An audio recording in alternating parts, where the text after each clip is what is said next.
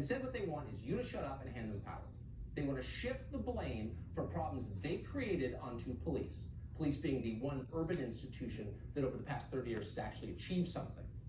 And actually, it's the one institution the left doesn't already control. So that's the response to every failure. It's because we had too much debate and not enough power. Horace Cooper is the co-chairman of Project 21, author of the upcoming book, How Trump is Making Black America Great Again. He joins us tonight. So, Horace, just as someone who lives in this country and has for 50 years, I'm very struck by the lack of conversation about the basic problems, the ones that every American cares about: bad schools, no jobs, too much debt, graffiti everywhere. Like, why does no one ever try to solve those problems? I've said this many times, and it's pretty obvious.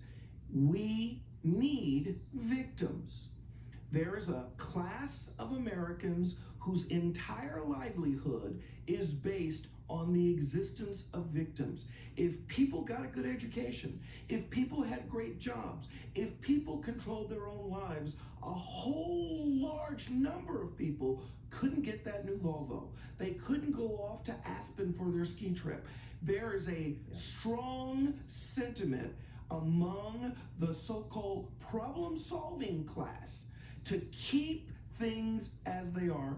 We've spent $22 trillion, and all we've done is enriched the problem-solving class, and we've not done the basic kinds of things that would be good for Americans, black, white, or brown.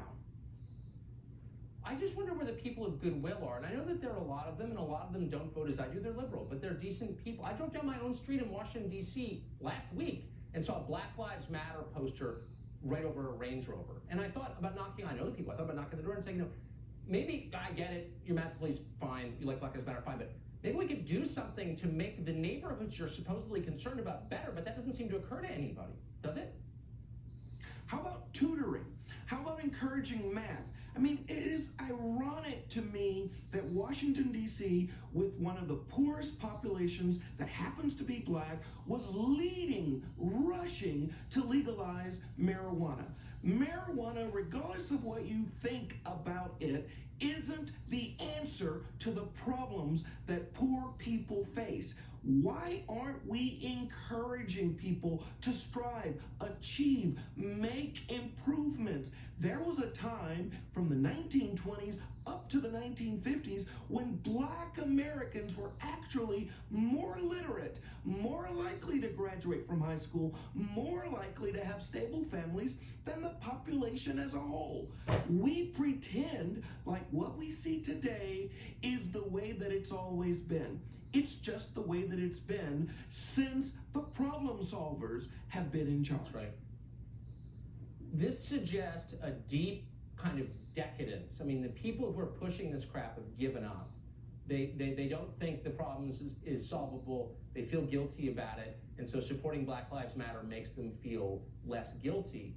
Who can lead an effort to make actual improvements that help actual people? Well, the problem actually rests on this premise. Too many of us think that there's nothing that we can do. But there is something.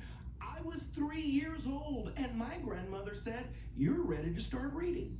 My parents wanted to make sure that I understood whatever happened to me was my fault. You know what?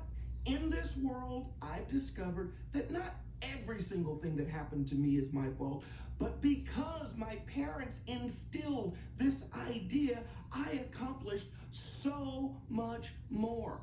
We had a president, a black man, a man who came from circumstances of struggle, rose up and got to be president. He is an example of what's possible in America. And instead of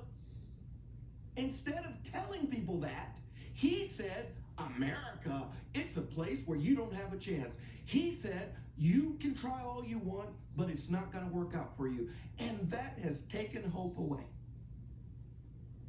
That is about the best summation I've heard. Horace, thanks so much for coming on tonight. Great to see you.